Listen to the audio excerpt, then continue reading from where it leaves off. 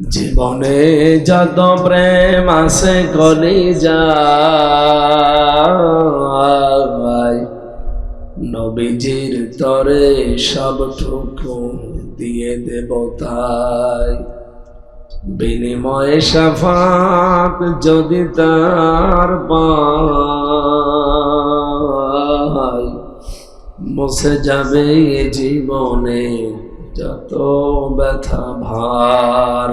চট্টগ্রাম জেলার বাঁশখালী থানার অন্তর্গত শেখেরক্ষীর সরকার বাজারের দক্ষিণ পাশের এই ময়দানে আল্লামা শাহ ইসহাক হুজুর সংগঠনের উদ্যোগে অষ্টম বাৎসরিক তাফসীরুল কোরআন মাহফিলের স্বনামধন্য সভাপতি সূরা হামিম সাজদার 26 নম্বর আয়াতে দলিলটা আছে, ওয়াকালাল্লাযীনা কাফারু লা তাসমাউ লিহাদাল কুরআন ওয়ালগাউ ফীহি লাআল্লাকুম তাগলিবুন। আল্লাহ পাক বলেন, ওই সময় নবীজি যখন কোরআন মানুষকে শোনাতো, কাফেররা আইন পাশ করেছিল সব চলতে দেওয়া যাবে, কোরআনের আলোচনা মুহাম্মদের এটা চলতে দেওয়া যাবে না। শুধু চলতে দেওয়া যাবে না এতটুকু যদি তারা শেষ করে দিত, এই আয়াত আল্লাহ মনে হয় নাজিলও করতো না। আপনি দেখেছেন শুধু চলতে দেওয়া যাবে না, শুনতে দেওয়া যাবে না এ বলে আবু জেহেল শেষ করে নাই, আইন পাশ করে শত সিদ্ধ করে দিয়েছে, বিধিবদ্ধ করে দিয়েছে যে শোনা তো যাবেই না। যেখানে কোরআনের আলোচনা মোহাম্মদ তৈরি করে ওই জায়গাটা নষ্ট করে দাও, হট্টগোল তৈরি করো, ঢোল টুকি তবলা বাজাও, এলাকার পরিবেশ ভীতিপূর্ণ করে দাও, 144 ধারাও জারি করে দাও, যেটা আমরা আজ বাংলাদেশে 15.5 বছরে বেশি দেখেছি। আমি ওরস শরীফ দেখেছি বাধা নেই, নওরোজ শরীফ দেখেছি বাধা নেই, খসরোজ শরীফ দেখেছি বাধা নেই, ইসালে সাওয়াব দেখেছি বাধা নেই, গোসল শরীফ বাধা নেই, খালি বাধা তাফসীরুল কোরআন মাহফিলে। কেন? আমি যদি আজ অধ্যক্ষ জহিরুল ইসলাম সাহেবের বাড়িতে প্রবেশ করে সালাম দেই, ছোট একটা বাচ্চা বেরিয়ে এসেছে, বাচ্চা আমারে সালামের জবাব দিয়ে বলছে, আঙ্কেল আমার আব্বা বাড়ি নেই, ঢাকায় গেছে, আপনি পরে আসবেন। এমন মোলায়েম গলায় আমার আঙ্কেল বলে ডাক দিয়েছে, এটা কি ছেলে না মেয়ে এখনো আমি টের পাইনি। কারণ যে পোশাক পরে এসেছে ও পোশাক দেখে বোঝা যাচ্ছে না, কারণ এখন তো অধিকাংশ পোশাক ডিজিটাল। এমনকি যদি নাম জিজ্ঞাসা করি তাও হয়তো আমি টের পাবো না। যদি বলে আমার নাম মাহি, আমি বসবো ছেলে না মেয়ে, কারণ মাহিয়া মাহি এদেশে নায়িকা, আবার মাহি বি চৌধুরী পুরুষ মানুষ, আমি বসবো কি করে? এটা কি ছেলে না মেয়ে, আম্মু না আব্বু, এটা বোঝার জন্য একটা পদ্ধতি আছে। ও যে প্যান্ট বা পায়জামা পরে আছে ওটা খুলে ফেলা লাগবে, ঠিক মানে কি? এটা খুলে না ফেললে আপনি বুঝবেন? বলেন বলেন, এটা যদি সত্যি আমি খুলি তখন বুঝবো যেটা আম্মু না আব্বু।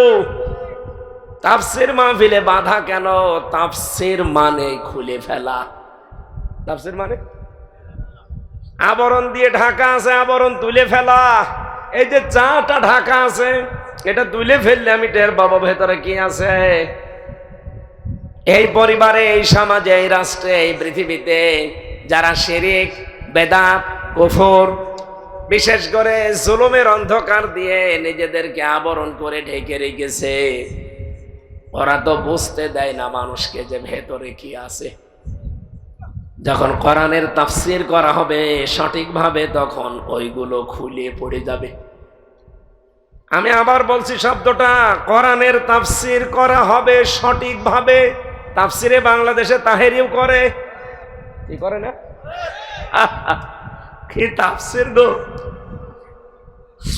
আয়াত পড়ছে, ওয়াবতাগু ইলাইহিল ওয়াসিলা, আল্লাহকে পাওয়ার জন্য ওসিলা তালাশ করো। ওসিলা মানে এই যে ন্যাংটা বাবা, কি এরকম নেই? কত বাবার নামে তার মুখে আমরা জিকির শুনি, ইয়া আলী বাবা, শাহ আলী বাবা, কেল্লা বাবা, ফতে বাবা, ন্যাংটা বাবারও জিকির করে। এই জন্য বলেন তো, বাবা বেশি হওয়া ভালো না খারাপ? বলেন বলেন। এ বাংলাদেশে অনেকের তো বাবা বেশি। বাবা বেশি হলেই বুঝবেন ওর জন্ম কি। নিজের বাবারে কোনোদিন বাবা বলে না। কোথায় জন্ম? সেই গোপালগঞ্জে। ওই রে বাবা বলতে পাগল। আপনি অত দূরের মানুষকে বাবা বলতে যাবেন কোন কারণে? আপনার বাবা নেই? নিজের বাবারে যদি ডাক দিয়ে ওনার না হয়, তো ওনার আর এক বাবা আছে, শ্বশুর আব্বা, ওইটারে ডাকেন। যারে আপনি বাবা বাবা করে পাগল হয়ে যান, এমনকি জাতির বাবা বানিয়ে দিচ্ছেন, ওকে আপনারা জন্ম দিয়েছে। আপনার কি শ্বশুর? এই চট্টগ্রামের একজনের বিয়ে হওয়ার কথা ছিল, কিন্তু উনি বিয়ে করেনি। সংসদে বলেছিল না যে বেশি আঙুল নাচাবেন না, এই আঙ্গুলে কিন্তু আংটি পরানোর কথা ছিল আমার। সে যাই হোক, আপনাদের জেলার মানুষ না। এখন তো রংপুরে গেলে রংপুর বিভাগের মানুষকে আমাদের দোলা ভাই বলা লাগে, কারণ এটা আমাদের জাতির বাবার মেয়ে। কি হয়? আপা, বুবু। বুবুর স্বামী কি হবে? বাড়ি যেহেতু রংপুরে, রংপুর বিভাগের মানুষ দেখলে যদিও মফয়সী বর্গীজ কি হয়, মফয়সী বর্গীজ কি হয়, মফিজ। এদেরকে আমাদের দোলা ভাই বলা লাগবে যতদিন অন্তত আপা বেঁচে আছে। কথা বলে না কেন? আপনাদের এই লোকের সাথে যদি হয়তো আপনারা দোলা ভাই হয়ে যেতেন। হয়নি, বেঁচে গেছে। বাবা বেশি হওয়া ভালো না। যার তারে বাবা বলে ডাকবেন। সূরা আহজাবের ভেতরে আছে, বিশ্বনবী মুহাম্মদুর রাসূলুল্লাহ সাল্লাল্লাহু আলাইহি ওয়াসাল্লামকে উদ্দেশ্য করে পালিত সন্তান ছিল একজন। নাম কি? হযরতে হারেস, যায়েদ বিন হারেস রাদিয়াল্লাহু তাআলা আনহা। তাকে নিয়ে আল্লাহ আয়াত পর্যন্ত নাযিল করেছে। এমনকি মা কানা মুহাম্মাদুন আবা আহাদিম মির রিজালিকুম ওয়ালাকিন রাসূলুল্লাহি ওয়া খাতামান নাবিয়্যিন। সূরা আহজাবের 40 নম্বর আয়াতে আছে, আমার নবী মুহাম্মদুর রাসূলুল্লাহ তোমাদের কোনো অ্যাডাল্ট পুরুষের বাবা না। তিনি বাবা, কিন্তু অ্যাডাল্ট পুরুষের বাবা না, পরিপূর্ণ যে পুরুষ। আল্লাহ কিন্তু এখানে রেজাল্ট দিয়েছেন, সিবিয়ান দেননি। সিবিয়ান মানে ছোট মানুষ, আর রেজাল্ট মানে প্রাপ্তবয়স্ক মানুষ। প্রাপ্তবয়স্ক কোন পুরুষের পিতা নবীজি ছিলেন না। ছিলেন উনি ছোট মানুষ, ছোট পুরুষের পিতা ছিলেন। তার ছোট ছোট সন্তান ছিল না? কি নাম ছিল? একজনের ইব্রাহিম, একজনের নাম ছিল কাসিম, আর একজনের নাম ছিল তাহের। এই নামগুলো শোনেননি? এই সমস্ত সন্তানগুলো ছোট বয়সে দুনিয়া থেকে বিদায় নিয়েছে। আমার মাঝে মাঝে আয়াতটা পড়লে মনে হয়, আল্লাহ যদি এখানে সেবিয়ান শব্দটা দিয়ে দিতেন, এই পৃথিবীতে বহু শয়তান আছে আল্লাহর এই কোরআনের ভুল ধরত। কি কথা বুঝতেছে? তারা বলতো আল্লাহ যেহেতু সেবিয়ান দিয়েছেন, উনি তো কোনো সেবিয়ান পুরুষের, ছোট পুরুষের পিতা তো ছিলেনই, তাহলে কোরআনের আয়াত ভুল। আল্লাহ কায়দা করে আয়াতটা দিয়েছেন রেজাল। সুবহানাল্লাহ বলতে পারেন নাই? বিশ্বনবী মুহাম্মদুর রাসূলুল্লাহ পিতা ছিলেন, কিন্তু প্রাপ্তবয়স্ক কোনো পুরুষের পিতা ছিলেন না। হযরতে যায়েদ বিন হারেসা রাদিয়াল্লাহু তাআলা আনহু, তাকে তিনি যেহেতু লালন পালন করেছিলেন, পালিত পিতা বলে মানুষজন ডাক দিত। কোরআনে কারিমের আয়াত নাযিল করে আমার আল্লাহ সেইটাও নিষেধ করলেন। আমি আয়াতের তাফসিরে ফি জিলালিল কোরআনের ভেতরে পেয়েছি, নিজের বাবা বাদ দিয়ে পৃথিবীর কোন মানুষকে যদি কেউ বাবার মতো সম্মান দিয়ে ডাকে, ওর গুনাহ হবে। আর বাংলাদেশে আপনার বাবা কত? আরে চট্টগ্রাম বিভাগে বাবা বেশি। এই কথা বলছেন এখন? সারা বাংলাদেশ করি আপনি যে কয়টা বাবা পাবেন, এই চট্টগ্রাম জেলায় তার চাইতে বেশি বাবা। ঘরে ঘরে বাবা। আপনাদের এই লাইনটা একটু কম আছে। এই আনোয়ারায় যান, কত বাবা। আমি অনুষ্ঠানগুলোতে গিয়েছিলাম ওই জেলে যাওয়ার আগে 18 সাল 19 সালে, যে বাড়িতে থাকতে দেয় দেখি বাবার বাড়ি। কি গো, বাড়িতে বাবা আছে, এই জন্য আপনি নিরাপদ। কারণ এখন তো আর জহিরুল ইসলামের মতো বাড়িতে থাকতে দেওয়া যাচ্ছে না, এই জন্য ওরা রাখতো আমার নিরাপদে রাখার জন্য বাবার বাড়ি, কারণ বাবার বাড়ি নিরাপদ।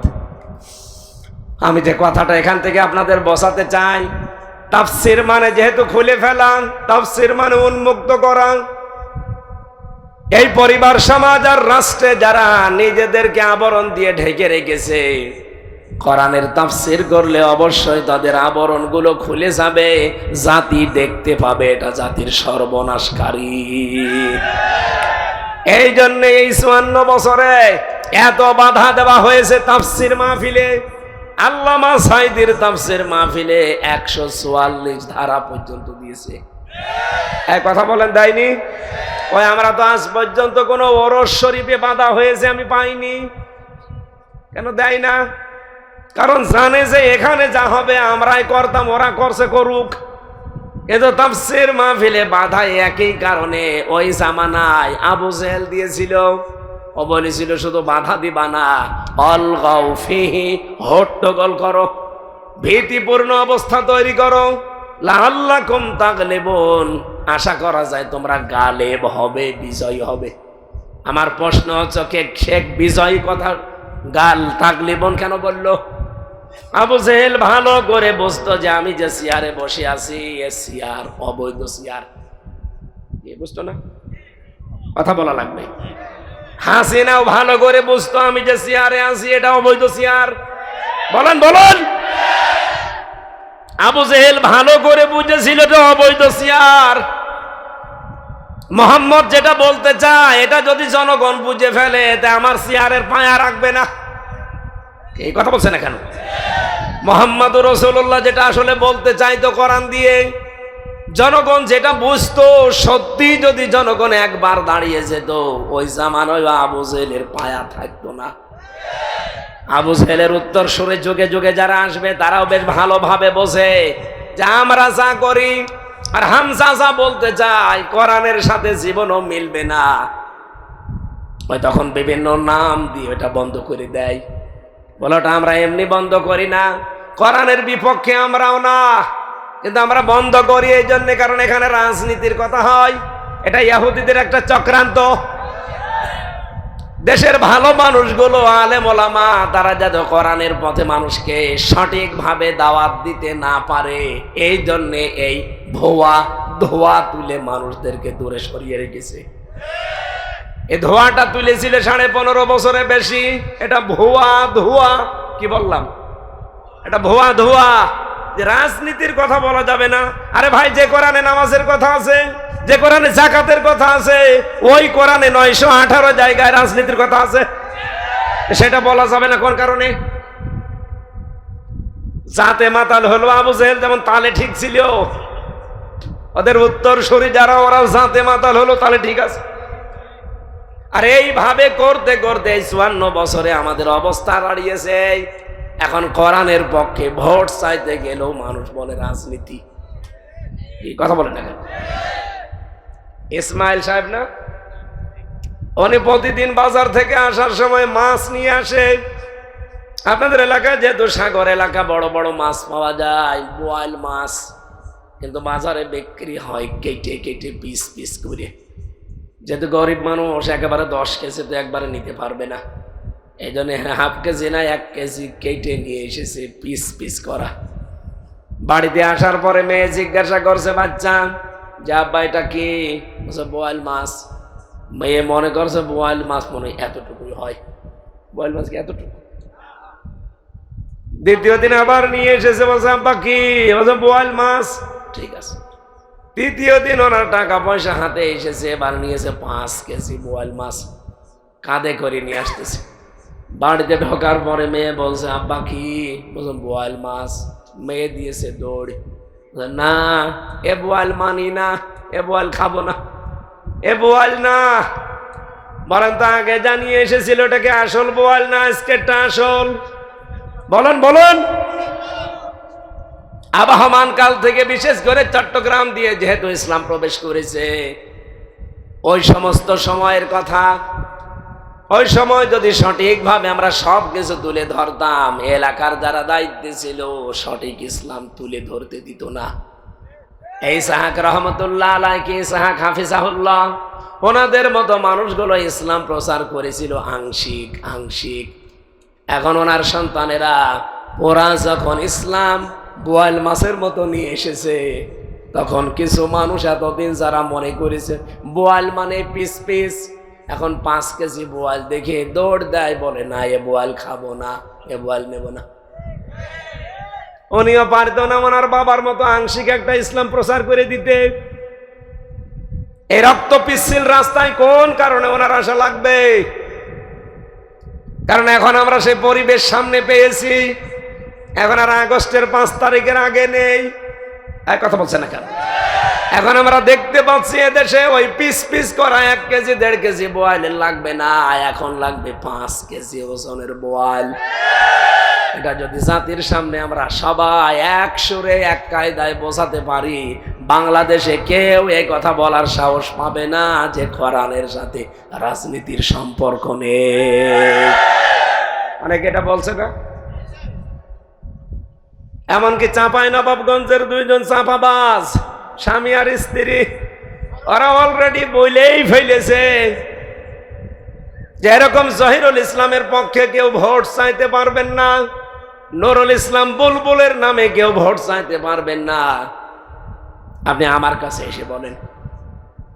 আমি তো ওপেন চ্যালেঞ্জ দিয়েছি, বাংলাদেশের 56,000 বর্গ মাইলের প্রতি ইঞ্চি জায়গায় আমি ওপেন ভাবে কোরআনের পক্ষে, জহিরুল ইসলামের মতো মানুষদের পক্ষে ভোট চাইব।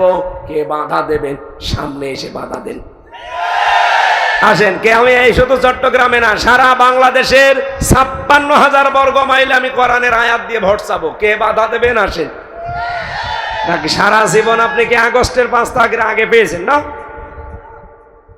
এই চট্টগ্রামে বহুবার এসেছি, কথা তো বলতেই দেয়নি, মাইক পর্যন্ত কেড়ে নিয়েছে। আজকে আসেন, মাইক দিয়ে দিলাম, নেন দেখি কোন মায়ের দুধ খেয়েছেন। আসেন। সামনাসামনি আসে না, শুধু চাঁপাই থেকে বসে বসে বলে আমি এই যে যাব 26-22 তারিখে চাঁপাইনবাবগঞ্জ, বাধা দিয়ে দেখেন তো আপনি। আমি আপনার অফেন্স চ্যালেঞ্জ দিয়ে দিলাম। এই পাপিয়া পারে, ওনার নামের শেষে অন্তস্থ বাদ দিয়ে আমি বলেছিলাম ওনারে পাপিয়া বলা ঠিক না, পাপি বলা দরকার। কারণ আবু জেহেলের নাম আবুল হাকাম থেকে যদি আবু জেহেল হয়, আপনার নাম পাপিয়া থেকে পাপি হলে সমস্যা কি? কারণ আপনারও তো ঈমান নেই। যে কথা বলেছেন কোরআনের বিপক্ষে চলে গেছে। উনি আমারে নাকি ডাক দিয়েছে যে আমির হামজা আমার নামই পাল্টিয়ে দিল, আমি জবাব চাই। জবাব এইটা, আবুল হাকাম থেকে যদি আবু জেহেল হয়, পাপিয়া থেকে পাপি হবে না কেন? কথা বলছে না কেন? আর সুন্দর করে আমি নিয়েছি আল্লামা মুফাসসিরে কোরআন, ভারতের কামান, মুজাদ্দেদে জামান, স্বামী আর স্ত্রী। আমি তো না আমার বলতে চাই না। আপনারা কোন কারণে ফতোয়া দেন? ফতোয়া তো দেব আমি, আমার নামের আগে মুফতি লিখা আছে, আর সরকারি সার্টিফিকেট প্রাপ্ত মুফতি আমি। আমার ফতোয়া দিয়ে গ্রান্টেড হবে, আমার সার্টিফিকেট আছে সরকারের দেওয়া। আর আপনার সার্টিফিকেট আছে? আপনি তো আন্দাজে ফতোয়া দেন যে জহিরুল ইসলামের পক্ষে ভোট চাওয়া যাবে না, এটা ওদের কাজ না। এই কাজ কার? আপনি আপনার দলীয় চিন্তা ভাবনায় ভোট চাইতে পারেন, আমি পারবো না। মানে কোন জায়গায় ওপেন, কোন জায়গায় বাধা দেবেন? আসেন। যেখানে বাধা দেবেন ওই জায়গায় জিহাদ শুরু হবে। 1,500 বছর আগে আবু জেহেল ভালো করে বুঝেছিল যে মোহাম্মদ যেটা বলতে চাই, এটা যদি আমার জনগণ বুঝে ফেলে, আমার যে চেয়ার, এ চেয়ারের একটা পায়াও থাকবে না। ঠিক এইটা আজ অনেকেই বুঝে ফেলেছে। এই জন্য কথা বললে বলে হুজুর রাজনীতির কথা বলবেন না, এটা টাটকা নির্ভেজাল শয়তান। রাজনীতির কথা বলবেন না মানে এগুলো না বলতে বলতে আমাদের অভ্যাস হয়ে গেছে। বউগুলো এখন রাজমিস্ত্রি আর আমরা যোগাইলে কি চাই না। না, সামনে পরিবেশ আর থাকবে না। আমি তো সেদিন কালকে মনে হয় কোন জায়গায় যেন কথা বলেছিলাম যে ভোট চাওয়া লাগবে, এ নির্দেশ আমার আল্লাহর। ইন্নাল্লাহা ইয়া'মুরুকুম আন তুআদ্দুল আমানাতি ইলা আহলিহা। এই আমানাত, এই বহু বচনের ব্যাখ্যায় আপনি 9টা শব্দ পাবেন মারেফুল কোরআনে। এত দলিল দিয়েও যদি আপনার রাগ হয়, এদিকে আসেন, আসেন। কানের নিচে এমন জোরে 2টা দেব না, সব বুঝে ফেলবে। থাক, আপনারা বুঝে ফেলেছি। তাহলে কোরআনের শ্রোতা 1 নম্বরে পেয়েছি কি? কাফের, যারা শুনলেই বিভিন্ন সুতানাতা দিয়ে বাধা দেয়, যেটা আমরা 15.5 বছরে দেখলাম। 2 নম্বর শ্রোতা কারা? আল্লাহ রাব্বুল আলামিন বলেন তারা হচ্ছে মুনাফিক, বিশ্বাসও করে, শুনতেও আসে। ওয়াইদা কিলা লাহুম তাআলাউ ইলা মা আনজালাল্লাহু ওয়া ইলার রাসূলি রাআইতাল মুনাফিকিনা ইয়াসুদ্দুনা আনকা সুদুদা। এটা পাবেন সূরা নিসা 5 নম্বর পারা 7 নম্বর পৃষ্ঠার 1 নম্বর লাইনের 61 নম্বর আয়াত। যত তাফসির আছে বাংলাদেশে প্রায় 42টার উপরে, যে কোনোটা দেখতে পারেন এইটাই পাবেন। বিশেষ করে পাবেন তাফসিরে বাইজাবিতে বেশি। ওয়া মানে এবং ইদা মানে, যখন ইলা মানে বলা হয়, তাআল মানে আসো, ইলা মানে দিকে, মা মানে যা, আনজালাল্লাহ মানে আমি আল্লাহ নাজিল করেছি, ওয়া ইলার রাসূলি আমার রাসূলের আদর্শের দিকে আসো, রাআইতাল মুনাফিকিনা নবী আপনি দেখতে পাবেন যারা মুনাফিক, ইয়াসুদ্দুনা আনকা সুদুদা, ওর আস্তে করে পেছন দিক থেকে কেটে পড়বে। দেখেন তো চলে যাচ্ছে কোনটা। কোরআনের কথা শুনলে যখন দেখে যে কথা তো ঠিক, কিন্তু আমার জীবনে তো মেলে না, কারণ আমার বউ চলে বেপরদায়, আমি সুদের সাথে টাকা লাগাই, আমার পক্ষে তো কোনো আয়াত আছে? বলেন বলেন। কিছু মানুষ এতদিন আমাদেরকে উল্টা পাল্টা ফতোয়া দিত, বিশেষ করে আমার এই খুলনা বিভাগে এক জায়গায় মাহফিলে বসে আছি, কানে কানে একজন বলছে, সভাপতি মুরব্বী মানুষ, আমারে বলছে হুজুর এমন ওয়াজ করবেন স্বামী স্ত্রীর গন্ডগোল কেন হয় আর এটা মেটানোর পদ্ধতি কি, এটা বলে। এখন আমি সূরা নিসার 34 নম্বর আয়াত থেকে 35-36 নম্বর আয়াতগুলো বললাম যে এই কারণে গন্ডগোল হয় আর এটা মেটাতে হয় এইভাবে। মোনাজাত করে ওনার বাড়ি গেছি, খাবার আবার ওনার বাড়িতে, যে দেখি কথা বলছে না। কি গো, কথা বলেন না কেন? মুখ গোমরা করে আছে। আপনার বাড়িতে আমার মেহমান করে না নিয়ে আসলেন আর কথা বলেন না, এ কেমন? হুজুর কথা কি বলবো? আপনি যা ওয়াজ করলেন আপনাকে মনে হয় কেউ কিছু বলেছে, কে বলবে? না, আপনি যা ওয়াজ করেছেন সব আজকে আমার হয়েছে। আমার যে স্ত্রীর সাথে গন্ডগোল হয়েছিল দিনের বেলায়, আপনাকে কে বলেছে বলেন? আমাকে কেউ বলেছে না? বলেছে একজন। কে? 1500 বছর আগে আল্লাহ পাক কোরআনে আমাকে আগে জানিয়েছে যে এই কারণে স্বামী স্ত্রীর গন্ডগোল হয় আর এইটা মেটানোর পদ্ধতি। এখন আপনার যদি ওইটা হয়ে থাকে আমি করব কি? আমার মনে হয় এখানে ওই সভাপতির মতো অনেকে আছে, শুনতে বেসেছে, বিশ্বাসও করে, হামজা বানিয়ে কথা বলবে না, ও কোরআনের দলিল দিয়েই বলবে। কিন্তু যখন দেখে না আমার রাজনীতির সাথে মিল নেই, আমার পরিবারের সাথে মিল নেই, আমার অর্থনীতির সাথে মিল নেই, তখন আস্তে করে পেছন দিক থেকে কেটে পড়ে। এরা হচ্ছে টাটকা নির্ভেজাল মুনাফিক। কোরআনের 2 নম্বর শ্রোতা পেলাম কি? বলেন বলেন। এখানে নেই। কোরআন এত পছন্দ করে, এত সম্মান করে যে কাছে আসতে চায় না। মসজিদে ইমাম আর মুয়াজ্জিন 2 জন মিলে চিল্লাচ্ছে, একটা লোক পাশ দিয়ে হেঁটে যাচ্ছে, এই এত চিল্লান কেন? এই যে মসজিদে গরু ঢুকেছে, গরু ঢুকে এর ভেতরে পায়খানা প্রসাব করেছে, এ গরু কার? তার নামে বিচার দেব। লোকটা বলছে চিল্লাবেন না, গরু আমার। আমার মানে? হ্যাঁ, আপনার গরু আর আপনি আমার সামনে এসে বলছেন গরু আমার, চিল্লাবেন না। কি করেছে দেখেন তো? গরু মসজিদে ঢোকে আপনি কি করেন? লোকটা বলছে, দেখেন আপনি আমারে কোনোদিন মসজিদে আসতে দেখেছেন? বলছে, না। আমি কেন আসি না? কারণ আমি জানি ঘর আল্লাহর এত পবিত্র, এই জন্য আমি ধারে কাছ দিয়েও যাই না। গরু বোঝে না, এই জন্য এসেছি। আমাদের এখানে অনেক মানুষ আমরা এমন বসে আছি, কোরআন এত সম্মান করি, এত বিশ্বাস করি, যে দেখে না এ কথা তো একটাও আমার জীবনের সাথে মেলে না, আস্তে করে কেটে পড়ে। এসুদ্দুনা আনকা সুদুদা।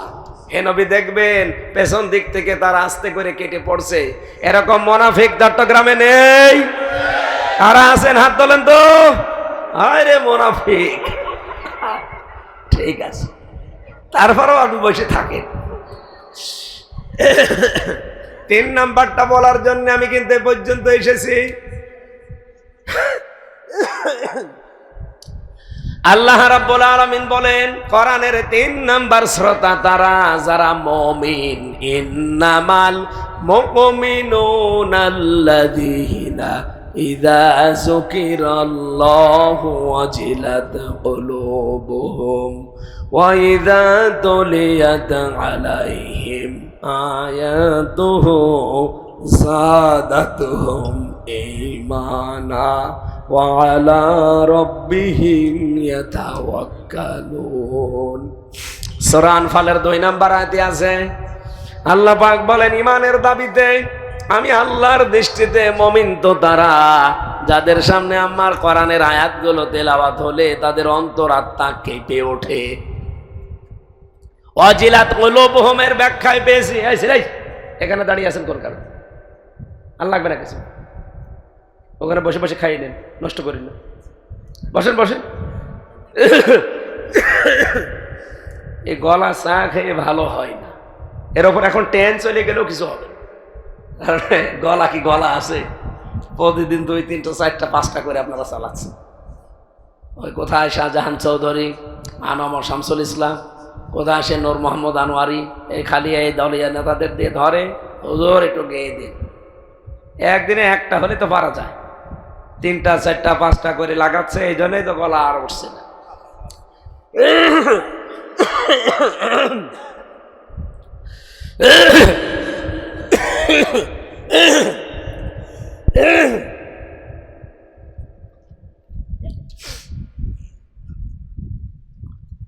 ওয়াজিলাত কুলুবুহুমের ব্যাখ্যা বলছিলাম।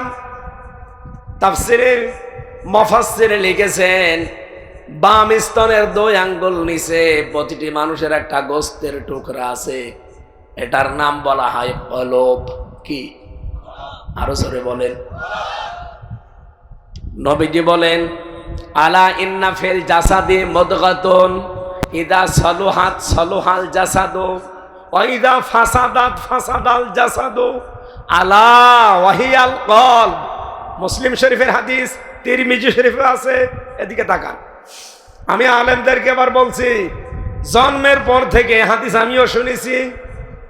নবীজির হাদিস ছিল কি, আলা ইন্না ফিল জাসাদি মুদগাতুন। না, একেবারে না, বলছে এদিকে তাকিয়ে থাকেন।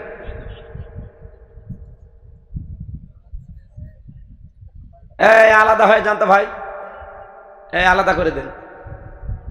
বাচ্চা কাচ্চা খুব সমস্যা, থাক করে আলাদা বসান। আমি বললাম না ক্লাস করাচ্ছি, ক্লাসে কি এরকম গল্প করা যায়?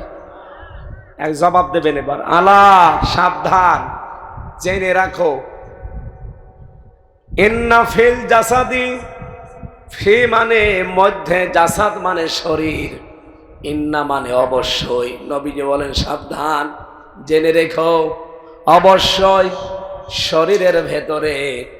বলেন তো শরীর বলতে কি শুধুমাত্র বুক? শরীর মানে মাথা। বলেন বলেন। নবীজি কিন্তু শুধুমাত্র বুক বলেন নাই, মাথা বলেন নাই, পেট বলেন নাই। নবীজি বলেন আলা ইন্না ফিল জাসাদি, অবশ্যই মানুষের এই শরীরের ভেতরে, তার মানে 3.5 হাত বডি। এখানে নবীজি যদি ইঙ্গিত দেয় নাই, কোনো কিছু দেখিয়ে দেয় নাই, এই জন্য আমরা নিজেরাও দেখাতে পারছি না। এই হাদিসের ব্যাখ্যা পড়তে গিয়ে টিকায় আমি প্রায় 7টা পয়েন্ট পেয়েছি। পীর সাহেবরাই হাদিস বলে দেখবেন বেশি, আলা ইন্না ফিল জাসাদি মুদগাতুন, অবশ্যই পুরা শরীরের ভেতরে একটা গোস্তের টুকরা আছে। কি আছে বলেন বলেন? এখন মুদগা গোস্তের টুকরা, ইদা সলুহাত সলুহাল জাসাদু, যখন এটা ভালো হয়ে যায় পুরা মানুষটাই ভালো, এটা যখন খারাপ হয়ে যায় ওই যা ফাসাদাত ফাসাদাল জাসাদু, তখন পুরা মানুষটাই খারাপ হয়ে যায়। আলা, ওই আলা মানে এই যেটা বললাম এইটাই, ওই সাবধান, ওহিয়াল কলব, ওই গোস্তের টুকরার নাম হচ্ছে কলব। নাম কি বলেন বলেন? এ পর্যন্ত বুঝেছেন? এ পর্যন্ত এখনো বোঝেননি। আমি আবার ব্যাখ্যায় যাচ্ছি। নবীজি কিন্তু বলেন না যে তোমার মাথা, বুক, পেট, পিঠ এর ভেতরে ওই টুকরাটা আছে, বললেন ফিল জাসাদি, শরীরের ভেতরে। শরীর বলতে মাথা থেকে পা পর্যন্ত পুরাটা। তাহলে গোস্তের টুকরা অবশ্যই আমাদের 3.5 হাত বডির ভেতরে কোন জায়গায় আছে না নেই? কোথায় আছে? না, শরীরের 3.5 হাত বডির ভেতরে আছে, কোথায় আছে এটা নেই। এবার কোথায় আছে আমি আপনাদেরকে বোঝাচ্ছি। নবীজি শব্দটা বললেন ফিল জাসাদি, বলার পরে মুদগাতুন, মুদগা মানে কি এইটা আপনাকে আগে জানা লাগবে। আপনি এখানে কম্পিউটার যদি ভিড়াতেন, এই যে মানুষের তৈরি হওয়ার যে প্রক্রিয়াগুলো আমরা দেখি, সুম্মা খালাকনান নুতফাতা আলাকাতান ফাখালাকনাল আলাকাতা মুদগাতান ফাখালাকনাল মুদগাতা ইযামান ফাকাসাউনাল ইযামা লাহমা। বাবার স্ফলিঙ্গ দিয়ে দ্রুত গতিতে যে পানিটা বের হয়ে যায়, বিজ্ঞান এখন দেখতে পাচ্ছে না পাক পানিটা মায়ের রেহেম পর্যন্ত যেতে কমপক্ষে 40 লক্ষ মানুষ তৈরি হওয়ার ক্ষমতা রাখে। 1 ফোঁটা বীর্যে বাবা যখন ছেড়ে দিয়েছে, ওটা মায়ের রেহেম পর্যন্ত আসতে ওই বীর্য দিয়ে কত লক্ষ মানুষ তৈরি হতে পারে বলেন বলেন? আমার বাবা জহিরুল ইসলামের বাবা ঠিক এইটাই করেছিল। আমরা 40 লাখ ভাই বোন একসাথে তৈরি হওয়ার ক্ষমতা ছিল, কিন্তু মায়ের চড়াইয়ের সাথে দেওয়ালে ধাক্কা লেগে, পায়ের সাথে পা লেগে হয়তো প্রতিযোগিতায় আমরা পর্যন্ত যেতে পারিনি। উনি গেছে, আমি গিয়েছি, আর বাকি আমার ভাই বোন গুলো সব বিদায় নিয়েছে। ওখানে যাবার পরে বিজ্ঞান এখন দেখাতে চায় যে এই নাপাক পানিটা দিয়ে আমার আল্লাহ 4টা জিনিস তৈরি করে, চুল, রগ, হাড় আর পর্দা। মায়ের রেহেমের ভেতরে যে নাপাক পানির থলি আছে, ওইটা দিয়ে আমার আল্লাহ আরো 4টা জিনিস বানায়, রক্ত, গোশত, চর্বি আর চামড়া। ওদিকে চুল, রগ, হাড় আর পর্দা পেয়েছি, যে রক্ত, গোশত, চর্বি আর চামড়া পেলাম। 4 8টা জিনিস যখন এক হয়, এটা এক হতে সময় লাগবে কমপক্ষে 340 মানে 120 দিন। কথা বুঝতেছে? তাহলে প্রথম যাবার পরে এটার নাম হয় আলাক। আলাক মানে প্রথমে যেটা আসতেছে সুম্মা খলাকনান নুতফা, প্রথমে নুতফা হয়, যেটা বীর্য নাপাক হয়ে আসে ওটার আরবি নাম নুতফা বলা হয়। এই নুতফা 40 দিন পর ওটা আলাক হয়। আলাক মানে জমাট বাঁধা রক্ত। এ পর্যন্ত আমরা অনেকে জানি। আধুনিক বিজ্ঞানকে জিজ্ঞাসা করেন, কম্পিউটার দিয়ে তারা দেখাবে আলাক মানে যোগ। আলাক মানে যোগ যেমন ঝুলে থাকে, 40 দিন পরে ঠিক এই নুতফাটা মায়ের রেহেমের ভেতরে ভাবে ঝুলে থাকে। আলাক মানে এই জন্য ঝুলন্ত, যেটা আমরা যোগ বললে বুঝি বেশি। মাটির নির্যাস হয়, এরপরে জমাট বাঁধা রক্ত হয়। অনেকগুলো অর্থ এখানে আছে, একটা একটা করে যখন এটা শেষ হয়ে 3 নাম্বার স্তরে যেটা আমি বোঝাতে চাই তার নাম মুদগা। তাহলে নুতফা থেকে আলাক, এরপরে বলেন বলেন মুদগা। এই মুদগা শব্দ ওই নবী হাদিসের এই ভাষায় দিলেন, আলা ইন্না ফিল জাসাদি মুদগাতুন। বিশ্বনবী জানিয়েছেন অবশ্যই মানব শরীরের ভেতরে একটা মদগা আছে, গোস্তের টুকরা। এখন মদগা কি দিয়ে তৈরি হয় এটা আপনাকে জানা লাগবে। বিজ্ঞান এখন প্রমাণ করছে মদগা তৈরি হওয়ার জন্য কমপক্ষে 3টা জিনিস তার ভেতরে পাবেন। 1 নম্বরে আপনি রক্ত পাবেন, 2 নম্বরে চর্বি পাবেন, 3 নম্বরে রাবারের উপরে কামড় দিলে যেভাবে দাঁত বসে যায় ঠিক ওইভাবে দোড়া কাটা ভাব দেখা যাবে। আমি কেন নিয়ে আসছি বারবার এই শব্দটা, আমার একটা সামনে একটা কাহিনী আছে। আর সারা বাংলাদেশ সহ এই ভারতে আমি বেশি থাকতাম আগে, এখানে তো আরো 180 মাইল বেগে এই ব্যবসাটা চলছে। বিভিন্ন দরবারে গেলে দেখবেন ওরা কলব পরিষ্কার করার জন্য জিকির দেয় যে বাম স্তনের 2 আঙ্গুল নিচে কলব আছে, এমন জোরে ধাক্কা দিবি যেন পরিষ্কার হয়ে যায়। আমার এখানে প্রশ্ন না, কলব যদি এখানে থাকে তাহলে আপনি ধাক্কা ওইভাবে না, আরো জোরে মারেন, দরকার হয় কোড়াল দিয়ে মারেন, হাতুড়ি দিয়ে মারেন, পরিষ্কার হোক। কিন্তু জিনিস যদি ওখানে না থাকে যত জোরে ধাক্কা মারবেন ও কি পরিষ্কার হবে না বুক ব্যথা হবে? বলেন বলেন। আমি আজ প্রমাণ করব এখানে আছে না অন্য কোন জায়গায় আছে। এবার আসেন কোরআনে কারিমে সূরা আরাফ 9 নম্বর পারা 13 নম্বর পৃষ্ঠার 2 নম্বর লাইনে আছে, 179 নম্বর আয়াতের মাঝের অংশে আছে। আল্লাহ পাক বলেন লাহুম কুলুবুল লা ইয়াফকাহুনা বিহা, তাদের কলব আছে কিন্তু তারা বোঝে না, চিন্তা নেই। তাহলে কলবের কাজ কি? না, কলবের কাজ কি? এই আয়াত দ্বারা প্রমাণ হচ্ছে লাহুম কুলুবুল লা ইয়াফকাহুনা বিহা, তাদের কলব আছে কিন্তু তারা বোঝে না, তারা চিন্তা করে না কলব দিয়ে। 3টি ইন্দ্রিয় শক্তির কথাই আয়াতে আল্লাহ দিলেন, লাহুম কুলুবুল লা ইয়াফকাহুনা বিহা ওয়া লাহুম আয়ুনুল লা ইউবসিরুনা বিহা ওয়া লাহুম আযানুল লা ইয়াসমাউনা বিহা। এই 3টা জিনিস তাদের আছে। কলব আছে, চিন্তা নেই, দেখার পরে না দেখার ভান করে থাকে, শোনার পরেও না শোনার ভান করে থাকে। এরা আর মানুষ থাকে না, উলাইকা কালানাম, এরা জানোয়ার। এরা কি? বলেন বলেন। আল্লাহ বলেন জানোয়ার পর্যন্ত বললেও তো হতো না, বালহুমা দল, শুকুরের চাইতে কুকুরের চাইতে এরা খারাপ। এই জন্য বারবার রিপিট করছি, কত পীর যে আয়াতে ধরা পড়বে, কত মুসলমান, কত রাজনৈতিক নেতা কর্মী আজকে আয়াতে ধরা পড়বে যে আপনার কলব আছে, আপনার চিন্তা নেই কেন? আপনার থেকে আল্লাহ গরু ছাগল বানায়নি। চিন্তা করার জন্য যেহেতু কলব দিয়েছেন, উপলব্ধি করার জন্য কলব দিয়েছেন, তাহলে কলবের যতগুলো কাজ তার একটা কাজ কি বুঝলাম? আরো জোরে বলেন বলেন। আমার প্রশ্ন, চট্টগ্রামবাসী মানুষ কি চিন্তা করে বুক দিয়ে না মাথা দিয়ে? আরো জোরে বলেন। মানুষের বুক পরিষ্কার হলে সে চুরি ছাড়বে না, ডাকাতি ছাড়বে না, জেনা ছাড়বে না, কিন্তু মাথা পরিষ্কার হলে চুরি করবে না, মাথা পরিষ্কার হলো জেনা করবে না। এই কথা বলছে না কেন? পরিষ্কার করা দরকার এইটা না এইটা। এবার কোরআনের পরে হাদিস, হাদিসের পরে বিজ্ঞান। এবার আসেন তো জিনিসটা আছে কোন জায়গায়? যেহেতু মদগা নবী বললেন, মদগা হওয়ার শর্ত কয়টা পেলাম? আরো জোরে। কি লাগবে? রক্ত, চর্বি, আর একটা দোড়া কাটা ভাব লাগবে, যে রাবারে কামড় দিলে যেরকম হয়।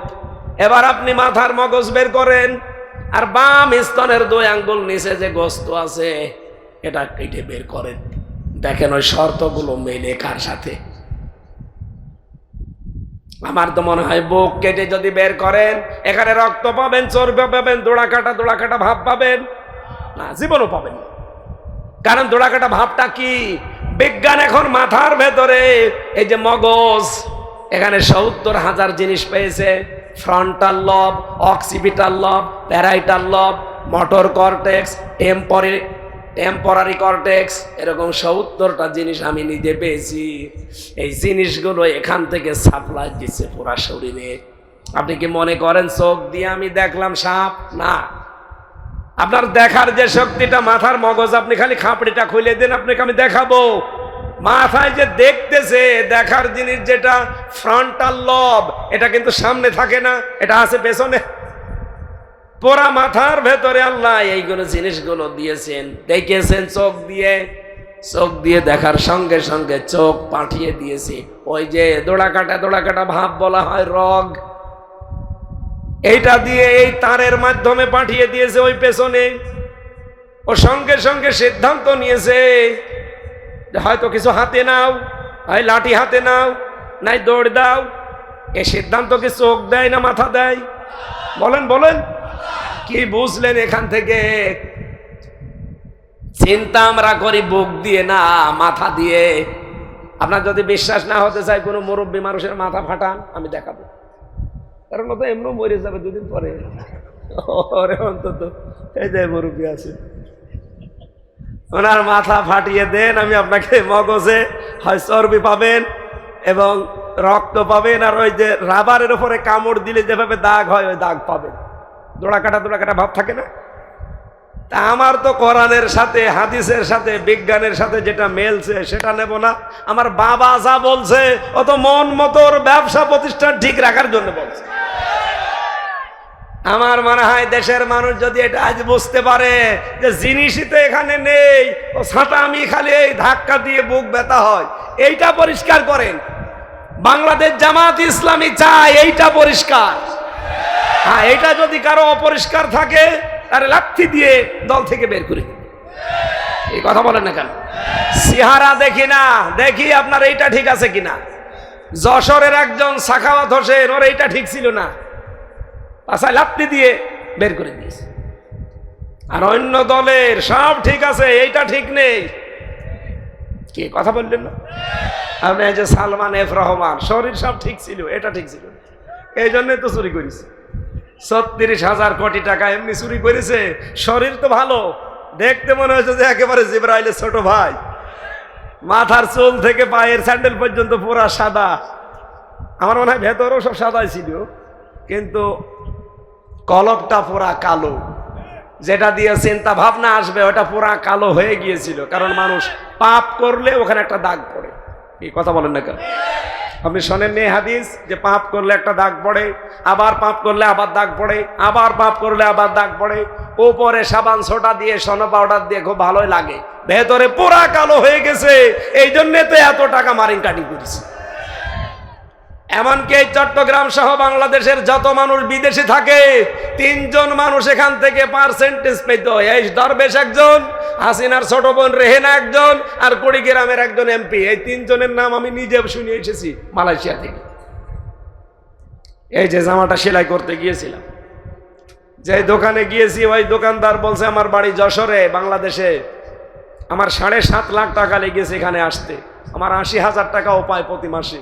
এই যে পাশে কাজ করছে এক দোকানে 5 জন, এর বাড়ি হচ্ছে পাকিস্তানে, এর 2,20,000 টাকা লেগেছে, এরও 80,000 টাকা বেতন। আর এই পাশে যে 2 জন ইন্ডিয়ান, ওদের 1,20,000 টাকা লেগেছে, ওরও 80,000 বেতন। এ পাশে যে আর একজন থাইল্যান্ডে বাড়ি, এর 30,000 টাকা লেগেছে, এরও 80,000 বেতন। বলেন আমার লাগবে বাংলাদেশ থেকে 7.5 লাখ, আর আমার পাশের দেশ ইন্ডিয়া তার লাগবে মাত্র 1,20,000, 2,20,000, আর ওর লাগবে 30,000 টাকা। উপায় সবারই 80,000। কথা বলছেন না কেন? এত টাকা কম বেশি হবে কেন? পরবর্তীতে যারা শিক্ষিত মানুষগুলো আছে তাদের সাথে মিশলাম, শুনলাম যে এখানে সিন্ডিকেট করে এই দরবেশ আর এই আল্লাহর ওলির এই ছোট বোন আর ওই আর এক এমপির নাম বললো নূর আলম, এই 3 জন মিলে এই টাকাগুলো সব সিন্ডিকেট করে মারিং কাটিং করে। ওই ভারতের যদি 1,20,000 লাগে, আমারও 1,20,000ই লাগতো। বাকি টাকা সব ওরা 2 নাম্বারই করে খায়। টিকিট কেটে যাওয়া আসা সব বেশি হলেও 36,000 টাকা হলেই হয়ে যায়। সেখানে আর কিছু খরচপাতি দিয়ে 1,20,000-এর বেশি লাগার কথা না, সেখানে খরচ নেই কত? 7.5 লাখ। অথচ এই 5 জনের উপায় তো 80,000। এ টাকাগুলো এতদিন মারিং কাটিং করে খেলেন, কি করলেন? বাংলাদেশের শ্রেষ্ঠ ধনী ছিল এই সালমান এফ রহমানের দরবেশ, কিন্তু এখন জেলখানায় ফলরে থাকে। ওরে ফলরে না, ওরে কব্বরে দেওয়া দরকার। এই জন্য এইটা ঠিক করা দরকার না এটা ঠিক করা দরকার, এইটা ঠিক নেই আমাদের। আল্লাহ পাক বলেন ওয়াজিলাত কুলুবুহুম, ওদের কলব কেঁপে ওঠে। ওয়াইদা তুলিয়াত আলাইহিম আয়াতুহু যাদাতুহুম ঈমানা। বাংলাদেশ সহ বিশ্বের মানুষেরা আজ যদি বুঝতো যে না পরিষ্কার করা দরকার এইটা না, তখন এই পীর সাহেবদের বানানো এসময় হু হু এ জিকির এমনি বন্ধ করে দিত। বলতো ছাতা করে আমি বেকার বুক ব্যথা করব, আমার আগে এইটা পরিষ্কার করি, আর এটা পরিষ্কার করতে হলে আল্লাহর কোরআন লাগবে। এই জন্য আগেকার পীর সাহেব যারা এখানে যেমন সভাপতি ছিল পীর সাহেব, ওনাদের ওই জামানা সোনালী জামানা আপনি হিসাব করেন, মরহুম মাওলানা আব্দুল জব্বার রহমতুল্লাহ আলাই বাইতুল শরফের এই সমস্ত পীর সাহেবদের কাছে আগে যারা আসতো ওনারা কোরআন শরীফ তুলে দিত, এই যে এটা পড়েন এটা বোঝেন আল্লাহকে পেয়ে যাবেন। কিন্তু এখনকার তাদের অনেক সন্তানই তাদের এই দরবারের লোকগুলো আর এখন এই পদ্ধতিতে নেই। তাদের কাছে গেলে এখন আর কোরআন তুলে দেয় না, বলে যে জিকির করবি। কি জিকির? হু হু, খালি এইটা ধাক্কা দিয়ে পরিষ্কার করবে। আরে ওটা তো নেই, পরিষ্কার তো এইটা করা লাগবে। কোনটা? তাহলে বাংলাদেশ থেকে একটা বেদাত এমনি দূর হয়ে যেত না। আমি আপনাদের আরো চিন্তা ভাবনা করার জন্য বলছি, আমার তো মাথা ছোট, আমার তো চিন্তা ভাবনা অত বেশি না। যাদের আরো বড় প্রখর আছে, এরকম বড় বড় মাথা আছে, আরো চিন্তা ভাবনা করেন, আরো বেশি পাবেন ইনশাআল্লাহ। এই বেদাতটা বাংলাদেশে, ভারতে, পাকিস্তানে বেশি থাকবে না ইনশাআল্লাহ। বাইরের অনেকগুলো দেশে গিয়ে দেখলাম না এই বেদাত নেই। ওই রকম যদি মাথা ঝাঁকড়িয়ে জিকির করেন, পুলিশে বলবে এর মির্গি রোগ হয়েছে, এর ইঞ্জেকশন দেওয়া লাগবে। কিন্তু বাংলাদেশে এরকম হা হু করলে আমরা মনে করি এ আল্লাহর ওলি হয়ে গেছে, এ এশকে মনে হয় পাগল হয়ে গেছে। আপনার এশক এত বেশি, গাছে উঠে চলে যায়, বাসে উঠে চলে যায়। এটা মানদার গাছে তো ওঠেন না কোনোদিন। এটা মানদার গাছে একটু উঠে দেখান যে আপনার এশক কেমন আছে, আমি দেখবো। কোন সাহাবীর জীবনী শুনেছেন যে ওনারা জিকির করতে করতে গাছে উঠে বসেছিল? আমি একবার চাঁপাই নবাবগঞ্জে গিয়েছিলাম, ওই যে বিশ্ববিদ্যালয় যখন মাস্টার্সে 15 সালে, যে দেখে একজন গাছে উঠে মানে বাঁশে উঠে পড়েছে গাছে। কমিটির লোকজন বলছে হুজুর বাঁশে উঠেছে, আপনি একটু কিছু করেন যেন নেমে আসে। মানে উঠলো কি করে? জিকিরের ফয়েজে উঠেছে। জিকিরের ফয়েজে তুমি গাছে ওঠো? বাঁশ গাছ এবং ওই যে তেলা যে গাছ আছে ওই গাছগুলো ওঠে। তো পাকড়া গাছ নাকি বলে না, ওই যে কাঁটা থাকে, শিমুল গাছ, মানদার গাছ, ওই গাছে একটু উঠে দেখো তো যে তোমার এশক কেমন, আমি আজকে দেখবো। যাতে মাতাল হইলো তাহলে ঠিক আছে, ওই গাছে উঠতে চাই না। সুতরাং এই ভণ্ডামিগুলো বাদ দেওয়া লাগবে। আপনার পরিষ্কার হওয়া লাগবে। কি বলেন বলেন? মগজটা পরিষ্কার করেন, জীবনও চুরি করবেন না, অভাব থাকলেও চুরি করবেন না। মগজ পরিষ্কার ছিল মাওলানা মতিউর রহমান নিজামী রহমতুল্লাহ আলাইহির, এই জন্যে মন্ত্রী, তারপরও চুরি চামারি করেছে। মন্ত্রণালয় চালিয়ে 36 টাকা বেঁচেছিল, টাকা ফেরত দিয়েছিল। ওনার পরিষ্কার ছিল এইটা। কথা বলেন ঠিক কিনা? ওয়াইদা তুলিয়াত আলাইহিম আয়াতুহু যাদাতুহুম ঈমানা, যখন তাদের সামনে আল্লাহর কোরআন তেলাওয়াত করা হবে, ওদের মাথা যদি পরিষ্কার থাকে, নবী আপনি দেখতে পাবেন ওই মানুষগুলো ঈমান যা আছে ওটা আরো বেড়ে গেছে। ওয়া আলা রাব্বিহিম ইয়াতাওয়াক্কালুন, ওরা বাড়ি যাওয়ার সময় এই ভরসা নিয়ে বাড়ি যাবে যে আল্লাহ পাকের ওপরে আমরা একনিষ্ঠভাবে আজকে থেকে ভরসা করলাম, আর কারো ওপরে আমাদের ভরসা নেই। জোরে বলেন সুবহানাল্লাহ। আমার কথা ছিল কোরআনের শ্রোতা কয় প্রকার? 3 প্রকার। 1 নম্বরে কাফের, শুনলেই বাধা দেয়। 2 নম্বরে মুনাফিক, শুনতে আসে মেলে না চলে যায়। 3 নম্বরে শুনতে আসে ঈমান বেড়ে যায়, তাওয়াক্কুল নিয়ে যায়, ভরসা নিয়ে যায় কার প্রতি? আমরা এই 3 নাম্বার শ্রোতা হতে চাই। কথা বলেন ঠিক কিনা?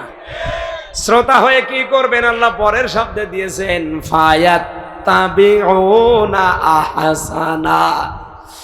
শুনলেই হবে না আল্লাহর কোরআনের কথাগুলো, এর ভেতরে যেগুলো উত্তম, শুধু উত্তম না, আহসানা ইসমে তাফসীল, সব চাইতে উত্তম যেগুলো, এর ভেতর থেকে সেগুলো তোমরা অনুসরণ করে চলবা।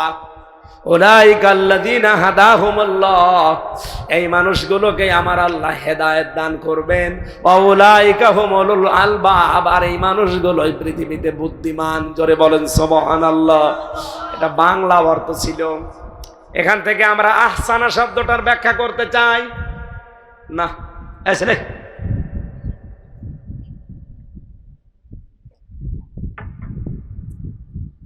আপনি শুনতেছেন? আপনি যে এখান থেকে অনুসরণ করার জন্য কি নেবেন? ফায়াত্তাবিউনা আহসানা, কোরআনের উত্তম যে বিষয়গুলো এখন বলা হবে। যেহেতু সারা জীবন আমরা একটা বাক্য শুনতে বেশি অভ্যস্ত, রব্বানা আতিনা ফিদ দুনিয়া হাসানা। এই হাসানা থেকে আহসানা, নাকি রব্বানা আতিনা ফিদ দুনিয়া হাসিনা? হাসিনা আর হাসানা একই, শাব্দিক অর্থে খুব বেশি কম বেশি নেই। অনেক মুরব্বী আমরা দেখি এই হাসানার জায়গায় হাসিনা চাই। আমি নিজে, এই যে কোরআন শরীফ আমার সামনে, নিজে জেলখানায় এই গাজীপুরের কাশেমপুরে চলচ্চিত্র জগতের একজন ভিলেন, এই ভিলেন ধরা পড়েছিল, পরে দিয়েছে জেলে। আমি 3 তলায়, ও থাকতো 4 তলায়। এই আসরের পরে একটু আগে যখন ব্লক মারবে, ওই সময় দেখি কান্নাকাটি করে আর এই দোয়া পড়ে, কিন্তু দোয়াটা ভুল। রব্বানা আতিনা ফিদ দুনিয়া হাসানা, না বলে হাসিনা। কি গো, এই হাসিনা বলার পরে দেখি দোয়া করছে বাংলায়, আল্লাহ তুমি আমার মরণ দাও, আমাকে তুলে নাও, আমার নেত্রীকে তুমি হায়াত বাড়িয়ে দাও। আই রে শয়তান, কিসের দোয়া করিস? হুজুর দোয়া করেন আমার নেত্রীর জন্য, খুব মায়া লাগে, জেলে আছে, মায়া লাগছে নেত্রীর জন্য। হাসানা আল্লাহর বানানো, বাদ দিয়ে হাসিনা বলছে। ওই দিন চিন্তা করলাম, দেখি এই শব্দ নিয়ে একটু ঘাটাঘাটি করি কি আছে। এর আগে হজে যাওয়ার পরে দেখেছিলাম লক্ষ লক্ষ হাজিরা কাবা শরীফ তাওয়াফ করার সময় এই আয়াতটা পড়ছে। রকনি আমিনি থেকে হজরে আসওয়াদ, এই জায়গাটা পার হওয়ার সময় সবার মুখে এই আয়াত, রব্বানা আতিনা ফিদ দুনিয়া হাসানা। হে আল্লাহ দুনিয়ায় হাসানা দাও। আল্লাহ পাক বলেন, পৃথিবীতে হাসানা যদি কেউ পেতে চায়, তাকে দুনিয়ার বুকে 10টা জিনিস পাওয়া লাগবে। কয়টা? ও চট্টগ্রামবাসী, এবার আমি দলিলগুলো বলছি। ওটা সূরা বাকারা 201 নম্বর আয়াতের মাঝের অংশটা পড়েছি, অমিনহুম আমি বাদ দিয়ে দিয়েছি।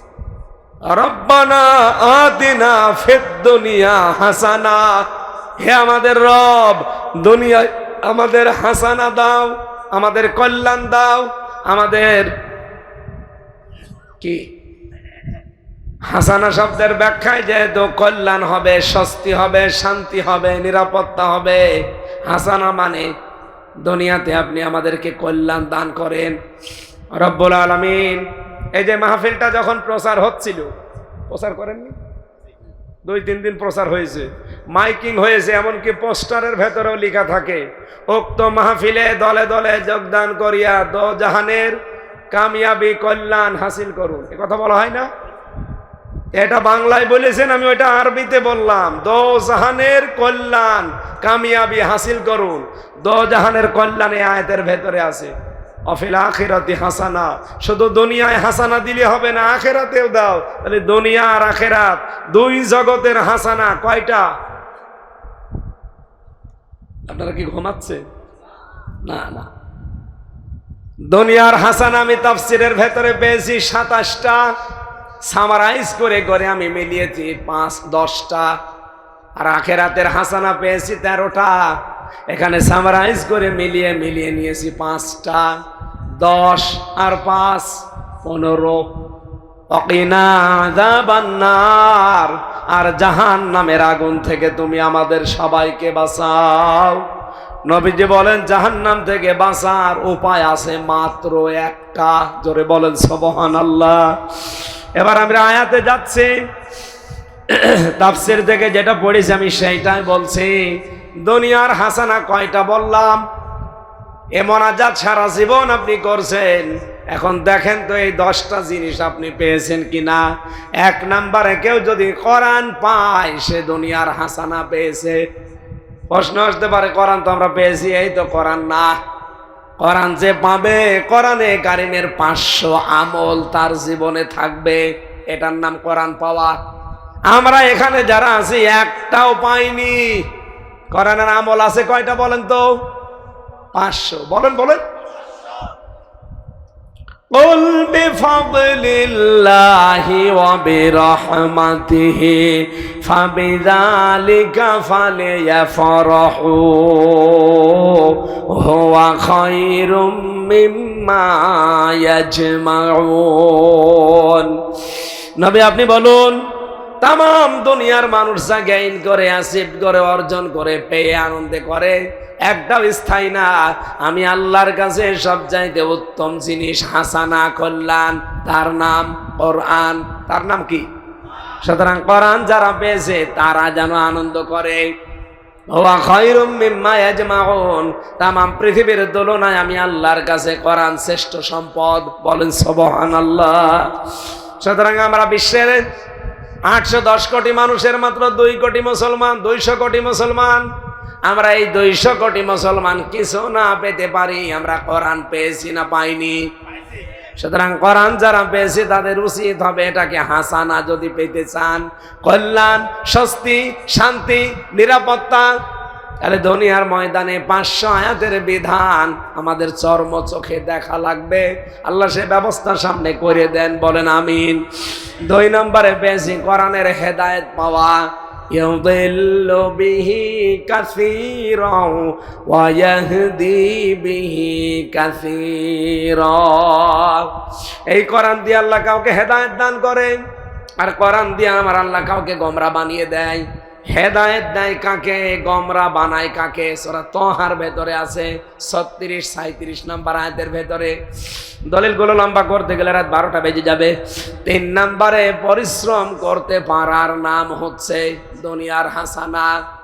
বিশ্ব নবী মুহাম্মদ রাসূলুল্লাহকে আল্লাহ জানিয়েছেন, হে নবী আপনি যে পরিশ্রম করতে পারেন, লাকাদ খালাকনাল ইনসানা ফি কাবাদ, অবশ্যই আমি আল্লাহ মানুষকে বানিয়েছি কঠোর পরিশ্রমের মধ্য দিয়ে।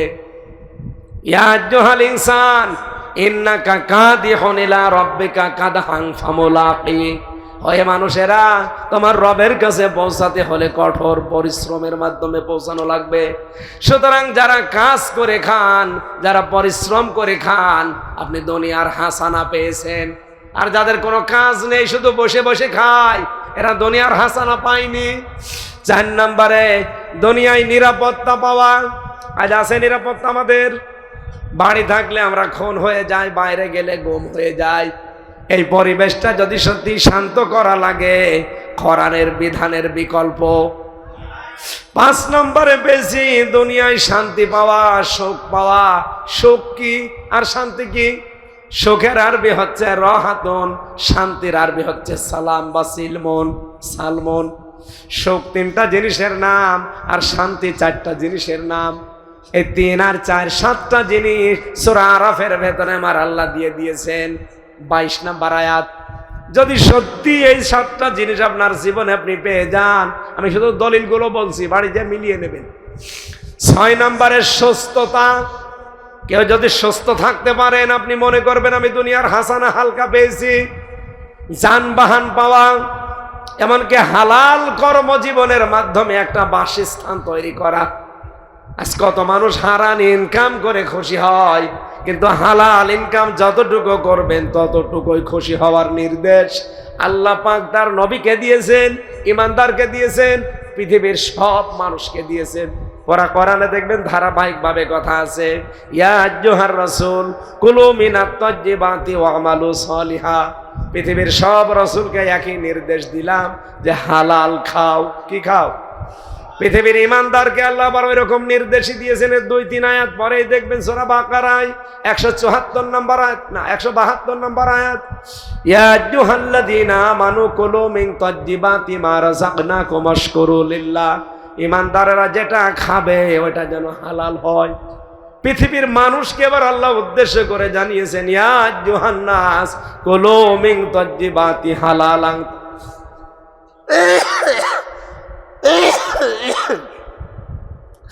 ওহে পৃথিবীর মানুষেরা, যেটা খাবে ওইটা যেন হালাল হয় এবং মানসম্মত, স্বাস্থ্যসম্মত, রুচিশীল হয়।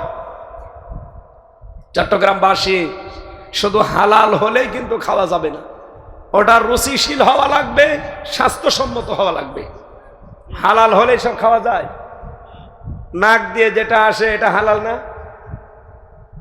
কি হালাল? আরে না, কি বলে না, আলে মাসে জিজ্ঞাসা করে দেখে, নাক দিয়ে যেটা আসে হালাল। কিন্তু কেউ যদি বলে পিরিসে করে দিলাম, মাখন মনে করে খান, হালাল, কিন্তু আপনার তো রুচি নেবে না, আর এটা স্বাস্থ্যসম্মত না, হালাল হলেই খাওয়া যাবে না। মুখ দিয়ে যেটা আসে লালা থুথু, এটা হালাল না? হালাল। কেউ যদি এখন বলে পিরিসে করে দিলাম, একটু মাখন মনে করে খেয়ে খান, হবে? কারণ এটা স্বাস্থ্যসম্মত আর রুচিশীল। হালাল হলেই খাওয়া যাবে না, ওটা হালাল হতে হবে, পবিত্র হওয়া লাগবে, স্বাস্থ্যসম্মত হওয়া লাগবে, রুচিশীল হওয়া লাগবে। আর আমরা বাবা শাহজালাল সব হালাল করে নিয়েছি। এরপরে পেয়েছি কোরআনের সমাজ পাওয়া, এইটা পাওয়ার জন্য আমরা চেষ্টায় আছি। আমরা খালি মোনাজাত করে শেষ করব না, আমরা কোরআনের সমাজ কায়েম করতে চাই। এটা দুনিয়ার হাসানা, দুনিয়ার। এরপরে 8 নম্বরের সন্তান যেন ভালো হয়। ভালো সন্তান ওইটা যেটা ডাইল খায়। ভালো সন্তান কোনটা? প্রতিদিন আমরা এই দোয়াটা অনেকে পড়ি, রব্বানা হাবলানা মিন আজওয়াজিনা ওয়া যুররিয়াতিনা কুররাতা আয়ুনি ওয়াজআলনা লিল মুত্তাকিনা ইমামা। হে রব, দুনিয়াতে আমাদেরকে ভালো বউ দাও, ভালো সন্তান দাও, যাদের দেখলে আমাদের চক্ষু শীতল হয়ে যায়। আর শিবিরের কেন্দ্রীয় সভাপতি জাহিদুল ইসলাম, এই যে আপনাদের কুমিল্লাতে বাড়ি, ছেলেরা দেখলেই চোখ ঝরিয়ে যায়। শিবিরের সেক্রেটারি জেনারেল আমাদের খুলনা বিভাগে বাড়ি, নুরুল ইসলাম সাদ্দাম, খুলনায় কয়েকদিন আগে আমার সাথে অনুষ্ঠানে ছিল, দেখলেই চোখ জুড়িয়ে যায়। আর আমি এমন সন্তান বানিয়েছে যে আমার সামনে ডাল খেতে খেতে আসে। সন্তান ভালো করার জন্য যে পদ্ধতিগুলো আছে, আমরা ওই লাইনে যাই না। আমি আপনাকে গ্যারান্টি দিতে পারি, আমার তো আর ছেলে নেই, আমার মেয়ে আছে। এই মেয়েকে মেয়ের মতো তৈরি করার জন্য একটা ফ্যাক্টরি বাংলাদেশে আছে, তার নাম ইসলামী ছাত্রী সংস্থা। আমি গ্যারান্টি দিলাম, আমি নিজে দিয়েছি, আপনিও দেন। মেয়েকে আপনি মানুষের মতো মানুষ করতে পারবেন। জীবনে ওই মেয়ে কোনোদিন আপনার সামনে অবৈধ সন্তান পেটে নিয়ে ঘুরবে না। আর এর বাইরে আমি বহু দলে দেখেছি, বিশ্ববিদ্যালয় শেষ করে আসা জিনিস তো, আমি দেখেছি বহু মেয়ে বাড়ি আসে, ঠিক মেয়ের পেটে অবৈধ সন্তান। আপনি ইসলামী ছাত্রী সংস্থায় একটা দেখান তো এরকম কোন চরিত্রের। এত বড় গ্যারান্টি দেওয়ার পরও যদি কারো বিশ্বাস না হয়, এদিকে আসে। সন্তান যেন ভালো হয়, ভালো হওয়ার ফ্যাক্টরি বাংলাদেশ ইসলামী ছাত্র শিবির। আপনার চাই মনে হয় হোক, কারণ এর ভেতরে আপনি এদের রক্ত পুরা শরীর থেকে বের করে বিড়ির গন্ধ পাবেন না, সিগারেটের গন্ধ পাবেন না, বাবার গন্ধ পাবেন না, ডাইলের গন্ধ পাবেন না। আর কথা বলছেন এখানে আপনি অন্য ছাত্র সংগঠন যারা আছে ইসলামীগুলো বাদ দিয়ে জেনারেলের একটা নিয়ে আসেন, আমি ডাইল বাবা সব পাবো। এই চোখে দেখেছি বিশ্ববিদ্যালয়ে ক্লাস চলছে, শিক্ষককে জুতা দিয়ে পিটাচ্ছে ছাত্র, বলছে শালা তোরে মেরেই ফেলবো। শিক্ষক বলছে বাবা তুই আমারে ছেড়িয়ে দিয়ে, আমি জীবনে আর ক্লাস নেব না। না, শালা তোরে মেরেই ফেলবো। এই চোখে আমি এইটাও দেখেছি, শিক্ষক অজু করছে, ছাত্র পায়ে পানি ঢেলে দিচ্ছে। ওইটাও তো ছাত্র, এটাও ছাত্র। ওইটা জানোয়ার হয়ে গেছে অলরেডি, আর এটা মানুষ হচ্ছে। এই কথা বলছেন? কারণ এদের সিলেবাস আছে, প্রতিদিন 8টা 9টা করে পয়েন্ট লেখা লাগে। এগুলো লিখলে একটা মানুষ এমনি ভালো হয়ে যাবে, যদি মানুষ দেখানোর জন্যও করে তাও ভালো হয়ে যাবে। এরপরে পেয়েছি স্ত্রী যেন ভালো হয়, এটা দুনিয়ার হাসানা। ভালো স্ত্রী ওইটা যেটা সারা দিন বসে বসে সিরিয়াল দেখে, নাকি এলাকায় সিরিয়াল নেই, ওইটা দেখে আর নিজেকে ওইভাবে সাজায় যে আমি হব কটকটি আর আমার মেয়ে হবে কিরণমালা। হয়ও তাই। এমন এমন পোশাক পরে মেয়ে আর মা যাচ্ছে, কোনটা মেয়ে বোঝা যায় না। ধর্ষণ করলে দুইটাকেই করে। আমি কি বেশি বললাম? আপনার জন্য আপনি দায়ী। আজ পর্যন্ত এদেশ যতই খারাপ হোক, দেখেছেন কোন খাস পর্দাওয়ালা কোন মেয়েকে কেউ ধর্ষণ করেছে? করে তো ওইটা যার পেট খালি, পিঠ খালি, খালি এই জায়গায় একটা নোক্তা দিয়া। স্ত্রী যেন ভালো হয়, ভালো স্ত্রীর 4টা গুণ পাওয়া যাবে। কয়টা? আরো জোরে। ভালো স্ত্রীর প্রথম গুণ হচ্ছে স্বামী যেটা পছন্দ করে সে সেটা পছন্দ করবে। একটু ভালো করে বলেন, ভালো স্ত্রীর গুণ এটা আমি কি বানালাম? তিরমিজি শরীফের হাদিস। নবীজি বলেন ওইটা ভালো স্ত্রী, স্বামী যেটা পছন্দ করে ও সেটা পছন্দ করে। আর আমি নিজে স্বামী, মা বোনরা এসেছে না? সম্মানিতা মা বোনেরা, আমি ওপেন বলছি, বাংলাদেশে প্রতিটি স্বামী চাই, পছন্দ করে বিয়ের পরে তার মা বাবা তার সাথে থাক, কিন্তু 100টার 98টা বউ এটা চাই না। এরকম বউ দেশে নেই? কার কার বউ একসাথে থাকতে চায় না, শুধু আলাদা হতে চায়? হাত তোলেন তো। একজন না, এই এলাকায় এই ওয়াজ করা ঠিক হচ্ছে না। এলাকার মেয়েরা ভালো, আলহামদুলিল্লাহ। এগুলো রংপুর এলাকায় বেশি ঝামেলা। ওরা খালি স্বামীকে খোঁচায়। আর কতদিন থাকবেন এভাবে? ও বুড়ো বুড়িকে আলাদা করে দেন না, আপনি জীবনেও স্বামীর মন পাবেন না। 2 নম্বরে গুণ পেয়েছি, স্বামী যখন বাইরে থেকে আসবে, স্বামীকে খুশি করার জন্য যত রকমের আয়োজন আছে সব করবে।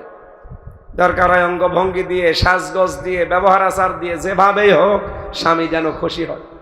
আর এমন স্ত্রী পেয়েছি, বাইরে থেকে গেলে মনে হয় যে গোমরা হয়ে সাপের মতো ফুলতেছে। এরকম বউ দেশে নেই?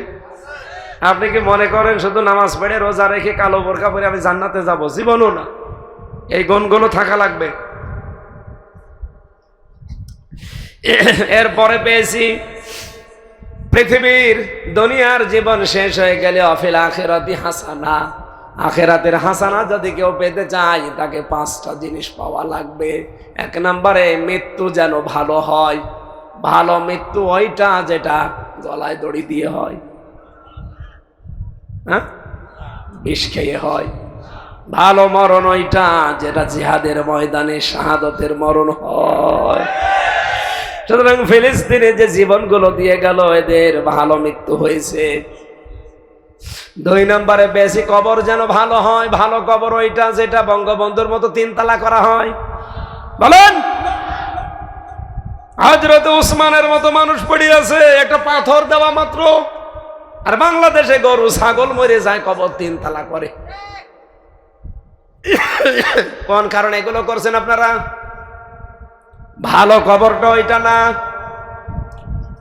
নবীদের মেয়ে ফাতেমাতুজ জোহরা পড়ে আছে, জান্নাতি মানুষেরা তাদের কবরের চিহ্ন পর্যন্ত বোঝা যায় না। আর এই দেশে এক একটা পীরের কবর দেখলে আমার মনে হচ্ছে প্রাসাদ বানিয়েছে। 3 নম্বরে হাসর যেন ভালো হয়। ভালো হাসর হবে তাদের সাথে। আলমারু মা মান হাব্বা, দুনিয়ায় যার সাথে মহব্বত ছিল কিয়ামতে তার সাথে উঠবেন। এজন্য আমার মানুষের সাথে মহব্বত তৈরি করা দরকার, যাতে হাসর হলে কপাল খুলে যায়। 4 নম্বরে হাউজে কাউসার যেন পাওয়া যায়। হাউজে কাউসার পাবে ওই লোকটা জীবনে যে কোনোদিন বেদাত করেনি, আর জালেম শাসকের কোনোদিন তোষামদি করেনি। বাংলাদেশে এই 2টা বেশি, বেদাত বেশি আর জালেমদের তোষামদকারী মানুষ বেশি। বলেন, 15.5 বছর একটু বেশি ছিল, এখন একটু কমিয়েছে। 5 নম্বরে নবীর সুপারিশ যেন পাওয়া যায়। নবী সুপারিশ করবে কাদেরকে? সূরা তাহা 109 নম্বর আয়াতে আছে, ইয়াউমাইযিল লা তানফাউশ শাফাআতু ইল্লা মান আযিনা লাহুর রাহমান ওয়া রাদিয়া লাহু কাওলা। এখানে 2টা গুণ আছে, যাদের ভেতরে থাকবে তারা নবীর সুপারিশ পাওয়ার যোগ্য। ওয়াকিনা আযাবান নার, জাহান্নাম থেকে আমাদের বাঁচাও। নবী বলেন জাহান্নাম থেকে বাঁচার উপায় মাত্র একটা। কি সেটা? আলা দুল্লুকুম আলা তিজারা তুনজিকুম মিন আযাবিন আলীম। জাহান্নাম থেকে বাঁচতে চাও? একটা ব্যবসার কথা বলছি। আল্লাহর প্রতি রাসূলের প্রতি ঈমান এনে তাদের দেওয়া বিধান জমিনে কায়েম করার জন্য জান মাল দিয়ে জিহাদ করো, এইটাই হচ্ছে ভালো কাজ। এইটাই জাহান্নাম থেকে বাঁচার একটা মাত্র পথ। এই 16টা বিষয় আয়াতের ভেতরে ছিল। দুনিয়া আখিরাতে আমরা যেন হাসানা আর জাহান্নামের এই কঠিন জ্বলন্ত আগুন থেকে বেঁচে যেতে পারি, বলেন আমিন। বারাকাল্লাহু লানা ওয়া লাকুম ফিল কোরআনিল আযীম।